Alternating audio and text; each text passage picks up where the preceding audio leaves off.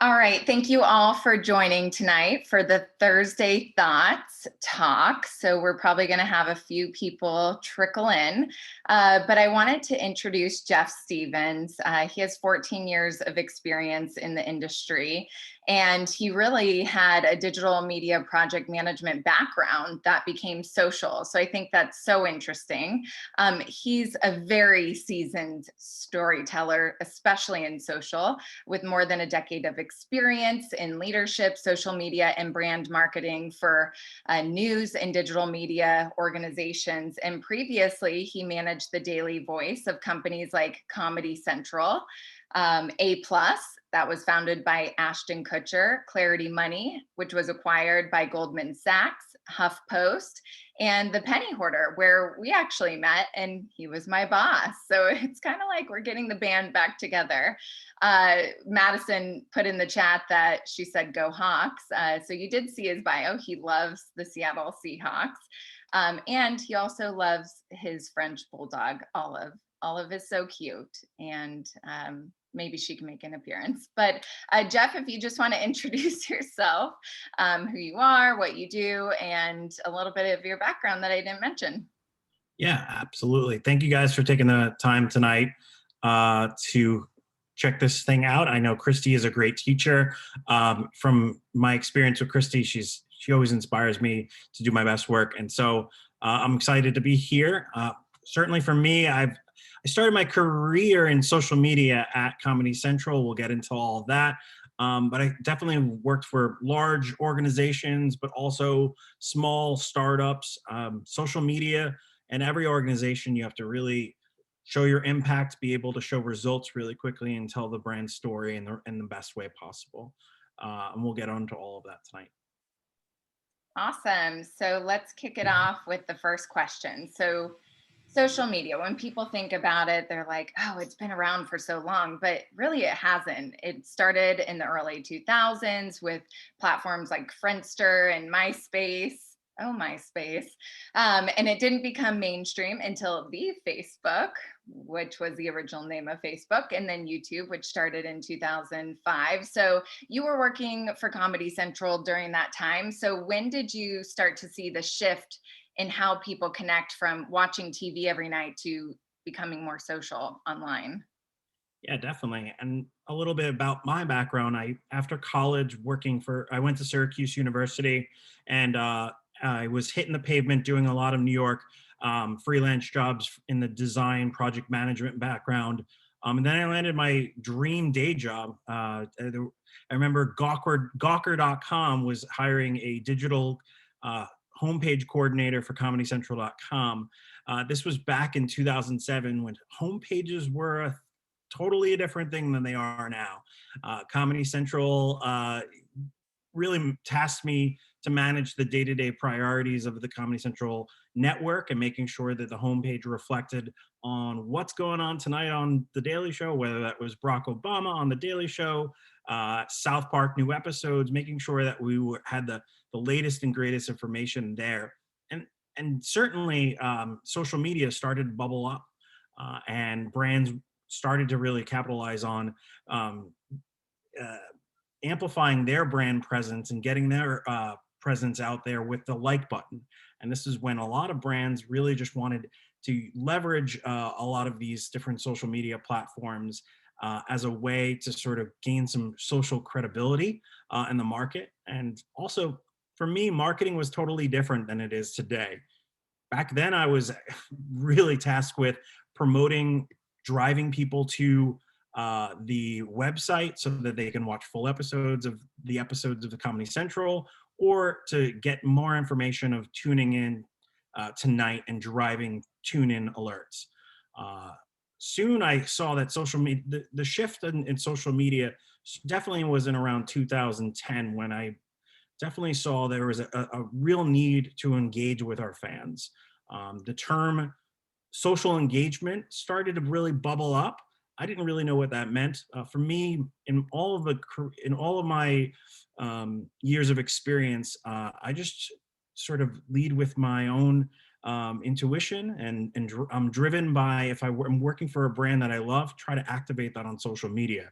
So my normal day to day at Comedy Central was to making sure that homepage was reflected of the greatest stuff, and then a lot of the social media tasks on Facebook, Twitter, Tumblr, Pinterest all started to bubble up on me, and making sure that we were also reflecting channel priorities on social media. Then I would go home from work, feed my dog, maybe make dinner, and then hop on Twitter to start live tweeting the shows from 7 p.m. to 11 p.m. No one told me to do that. I just did it because I loved Comedy Central so much, and I really, really enjoyed engaging with fans. Over 7 years of being at Comedy Central, I looked back after right before I left Comedy Central. I engaged with over 100,000 people on Twitter, making their day because Comedy Central either replied to them, faved their tweet. Back then it was called fave. It was like a star, and followed them. I followed 10,000 uh, like cool dudes, brand ambassadors, people that I thought really truly represented our target audience, which at the time was like 18 to 24-year-old stoner dudes that really loved South Park. But really, fan engagement was really key for me. I was just able to do it live, enjoy, and hopefully uptick and drive more live viewers over time. That ended up getting caught in the eye of a lot of VPs in the Viacom world. Fan engagement, this practice started to be influenced into other brands like MTV, who had the Jersey Shore at the time, and a number of other Viacom initiatives started to doing live tweets. Nowadays, we call them watch parties, but back then they were just called live tweeting. It was a lot of fun to just sort of get instant feedback from our fans live. And now they do that with Dancing with the Stars live. They've implemented QR codes on the Today Show to get people to engage that way. And a lot of things have changed, but also a lot of things have not changed. And the platforms are all the same in the end, which we'll learn in this class. But what kind of tactics worked and what didn't? I know just throughout your career, I know you talked about Twitter and live tweeting, and that's still a thing today with watch parties and how people try and engage with fans online and offline. But was there something that you can use as an example for the students? Yeah, I think that certainly there were things that really worked, where at the time, a lot of the big business goals was to drive revenue to the home page and drive people to watching episodes and looking at site metrics of videos per visit, full episode completions. All of these things were the things that really, at the time, big brands were looking at. Certainly, things have changed right now in terms of social media growth, looking at engagement, making sure that the brand has an engaged audience is so much more key nowadays. And in terms of strategies and stuff like that, even back then, we were really not even approaching YouTube. We were scared that YouTube was a wild west place. Now it's actually a really great monetization platform for a lot of big brands, and even content creators are able to stand a whole business behind YouTube. But at the time, Viacom was going through a big lawsuit with Google, and there were a lot of restrictions that they wouldn't have. But now I think YouTube is a really great place for brands to grow and build an audience on a day-to-day basis, or a weekly basis for that matter. And it's a great SEO tool. So if you all are learning about SEO in other classes, it's debatable, but it's the second or third largest search engine besides Google. I would say Bing might be going in second place. Okay, so let's talk about your time at HuffPost Live. I think of HuffPost Live as really that brand that was on the forefront of innovation, and especially when social media and Facebook Live and all of that wasn't available yet. So do you have a success story from that time while you were there? Yeah, let me switch over to my buddy, my bestie Zucky. Uh, certainly, HuffPost Live was before its time. Actually, HuffPost Live shuttered its last stream right before Facebook Live really took off. And obviously, Facebook was working in the same building as HuffPost while I was working there. But HuffPost Live was a great model where they actually took all of the most trending articles on the HuffingtonPost.com, all of the best and greatest hosts, and reflecting that and reporting that live on HuffPost Live. One of my favorite things about HuffPost Live also was bringing in a community and being able to have our community engage with our celebrities that would come on HuffPost Live. My favorite part about HuffPost Live was interacting with all the different celebrity guests. And this was where I fell in love with short form video. Now we just call them TikToks. But back then, they were small 10, 30-second videos where you could really be very playful. How it organically worked for HuffPost Live was all of these different celebrity guests would come to HuffPost Live to promote whatever movie, TV show, book, whatever it was they were doing. Me, the social guy, made sure that they were retweeting us, amplifying their appearance on HuffPost Live. Since it was live, we want to drive as many community guests, questions, and real-time engagement. And I also got to interact with them and doing fun little small short form videos, whether that was asking Tom Hiddleston of the Loki from the Marvel movies, just to take glasses off, smile, wink, and put his glasses back on. That video itself, fall in love with Tom Hiddleston in 10 seconds or less, accumulated over 10 million video views in 2 days, and were one of the huge successes of broadening HuffPost Live's reach, and being able to put out these short form viral videos really helped grow the brand to, at the time, it was great. We were seeing over 200% growth at the time. And also I got to really build a number of different strategies where we were building the team with these predators. These were people that could produce, edit, and shoot, shoot, produce, and edit. And these people were really talented in being able to take an idea and bring it to life and then put it up on social in a matter of hours. And those were the real successes there for HuffPost Live. I like that story. And I also like about it that, short form was the thing a lot of people were doing back then. And really you'll see these social media platforms just replicate everything that's been done before, but just call it something new and add a different brand. So when you're looking at these social platforms while we're using them in class, take a look at that. We have Reels on Instagram, short form, TikTok, short form, Snapchat, short form, Vine, the original Snapchat. So they're all the same, but it's really about bringing a community together and having them like to do what they like to do, short form videos.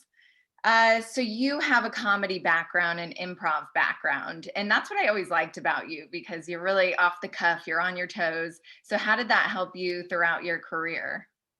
Well, as I mentioned, I was in New York, pounding the pavement, and landed this awesome job at Comedy Central. But I also wanted to continue to flex my muscles and being able to think on the fly, work in a demanding work environment, and being able to sort of react to things really quickly. And improv definitely taught me a number of different principles, but the few of them that sort of ring true today, and I still use it even in my Zoom conference calls even today, is saying yes. And saying yes is a principle of making sure that you're not negging your coworkers, not negging people's ideas, but saying yes to them and enhancing that idea and being able to actively listen and build off of someone's ideas.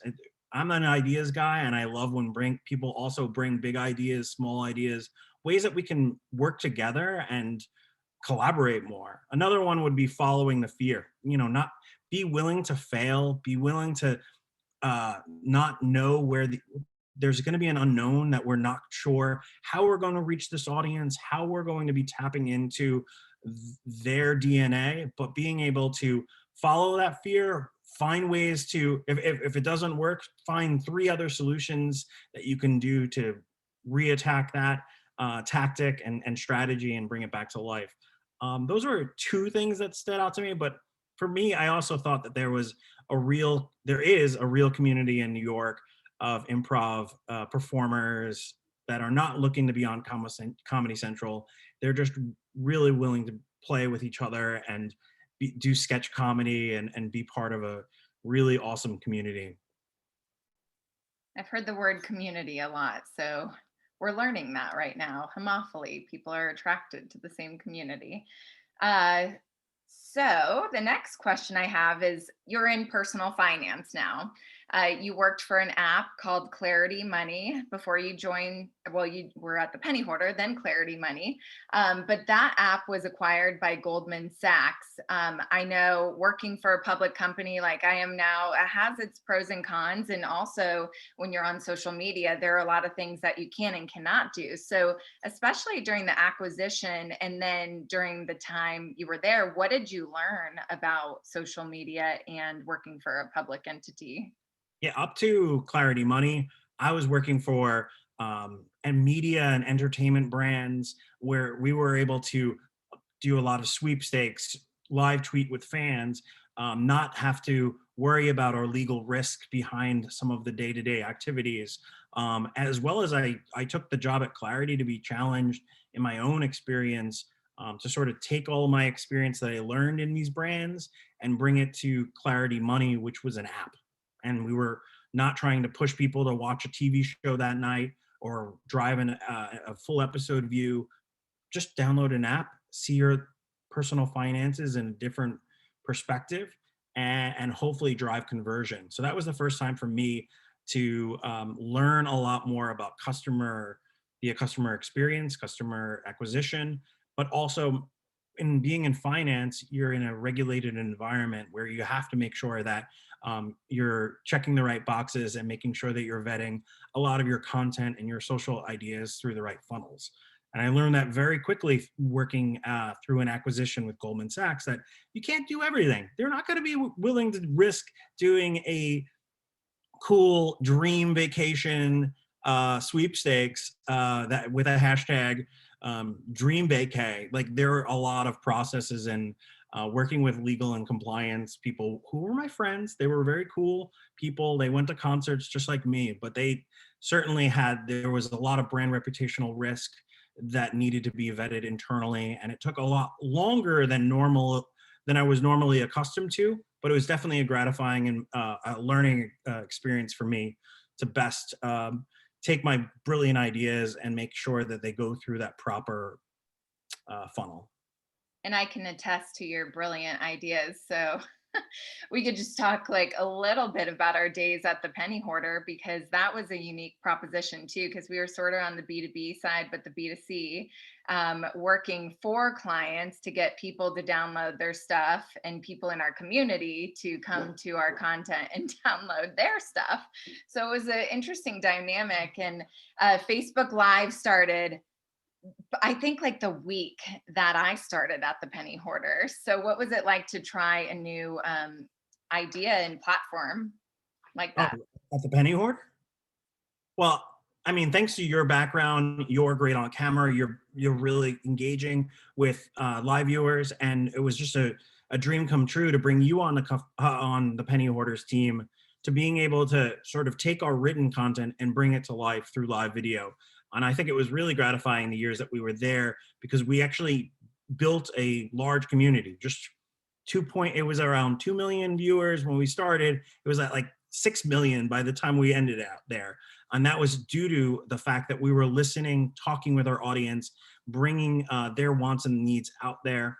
And I do remember the days that we were with our phones live streaming with a selfie stick around the office, to bringing all of the latest and greatest articles on the pennyhoarder.com to our live audience. But that even spawned an amazing amount of other experiences that we did for the Penny Hoarder. We created our own holiday to combat Black Friday, called Purple Friday, which was a branded holiday where Christy actually went live and surprised a number of our community members with amazing gifts and things that really could change their perspective on the brands. Instead of spending money on Black Friday, we were encouraging people to spend time with their family, and it was probably one of my hashtag most gratifying experiences at the penny order. Hashtag Thursday thoughts. Love it. I also thought that it taught us to be scrappy. I think some people think, when you're on social media, it has to look so perfect. It has to be just, this perfect image or this perfect video. But we were just standing it up from our cell phone and just making it work. And we used platforms like OBS and Zoom and everything everyone else is using right now. But I think it taught us that you don't need a big budget. Yep, certainly. And that's why I think Instagram Live, and even TikTok videos, more users are more accustomed and engaging with a raw video versus like a fully produced video experience. Absolutely. So you're at Strategic Financial Solutions right now. It's a new brand. So you're doing a lot of crucial work, not the most fun work, but what exactly is your day-to-day like right now? And why is that so beneficial to the overall strategy of search and social for the brand? Yeah, I'm part of a brand new interactive products team within a larger organization called Strategic Financial Solutions, based here in New York. 10-year company. Really, our core business is around debt consolidation, but we're launching and building a brand new brand to help empower the American family through financial wellness. And we're building a platform that not only is going to help them, like Clarity Money, look at their finances in a better way, but budget better, educate themselves better, and keep them on the right path towards saving money for their future, as well, for their kids in their future, but also helping their multiple generations, and taking care of their parents also through some headaches. Definitely 2020 had sort of shown a lot of American families that it's going to be difficult if they're not planning ahead and making sure that they have their financial picture in a safe place. And we just are empowered to making sure that we put out a product later this year that's going to really capture that. A lot of my day to day right now is making sure that as we're building this product, that we really understand our target audience. Every brand that I've worked for, I look at our brand mission and ways that we can kind of activate that through every social post, and looking from a macro level to a micro level on every little tweet, making sure, is this really going to help people? Is this really going to change their perspective and make sure that they know that it's going to trigger them to making a decision that's going to help them? So right now I'm in the marketing creative campaign strategy phase of the job. And I'm excited to also build the team. So I'm bringing also some talented people to join me. Love it. And that's so important, really doing that research before you launch, because people aren't going to use a product if you just create something and launch it. You really have to understand the customer first and then create the strategy. And I always say test and iterate too. Yeah, and one thing also, Christy, goes back to my years at Comedy Central. Like, we looked at Pinterest as a huge platform. It's still a huge platform till to up to today. But we looked at a platform then, and we questioned whether Comedy Central should be using the platform. And it wasn't about how we would approach it in our strategy, but we looked at Pinterest, and primarily 97% of Pinterest users were way outside of our target demo. So we realized we didn't need to be on this platform because our audience is just not there. So we sort of doubled down our resources on Twitter and other places, kind of attract better audience growth. Yeah, that's a key point. I mean, I think some brands think you have to be everywhere and you're going to attract the right person, but that's not true at all. You definitely have to narrow in and do it well on fewer platforms. Okay, let's get to these rapid questions. So I am going to ask you 1, 2, 3, 4 questions, and I want you to answer them as fast as possible. Yeah. So, what's your favorite social media platform and why? I would have to say Instagram, because if there's any platform that can make dogs famous, I have to be on it, and that's where I am usually all day, every day. follow at Golden Gibbs. What's one thing you wish you knew before working in social media? That it was going to be always an on, that social never sleeps. You're always making sure that you're listening to your brand, whether that is after work. It's definitely a profession that you have to make sure that you have full coverage if you're going to be a brand that's going to be always on and being engaging and forward facing. And that's one thing that I, it took 10 years, 14 years to understand. What advice do you have for students going into social media as a career? I think it's a great career. I think that it's an ever evolving career and it's always going to be challenging. You'll see a lot more. The old things now are now the new things. You look at Clubhouse, that is really just an audio only radio platform. And these are amazing opportunities for people and brands to leverage to grow audiences. Clubhouse actually is getting better organic traffic for brands and startups than Facebook, Instagram. I believe it. What new social media platform do you think will take off next besides Clubhouse? I can't believe I just brought you bring that up. I mean, I certainly think that Clubhouse, even though it's an invite only and there's some FOMO going on with the app itself, I do think that there's a huge opportunity. I've seen a lot of my friends as early adopters use Clubhouse, but also in the spirit of a lot of the other platforms, they're kind of cloning Clubhouse and bringing the best of what Clubhouse is, and they're making their own. I believe Twitter is using Spaces, and they're rolling that out only on the mobile experience. And then I think Facebook is also working on a Clubhouse clone at the moment. So that's totally fine. There, people are going to see things that are taking off because all these social media platforms, now that they're publicly traded, they're gaining your eyeballs. They just want your eyeballs. That's why these apps take up your entire mobile phone screen. They don't want you to leave. They want you swiping up and swiping left and swiping right and keeping you engaged. And they don't want you, they're all competing for your eyeballs throughout the day. So. Absolutely. I'll tell you mine. I don't know if I told you this. I don't think I told you this. I think Citizen is going to take off as the next social media platform. Have you Hyper, been on it? hyper local news for sure. It's a little anxiety It, inducing. it kind of is, yeah. But I have some people in my neighborhood live streaming all the time. I mean, that probably tells you about my neighborhood, but it's interesting to follow how they've sort of transformed that application. Definitely.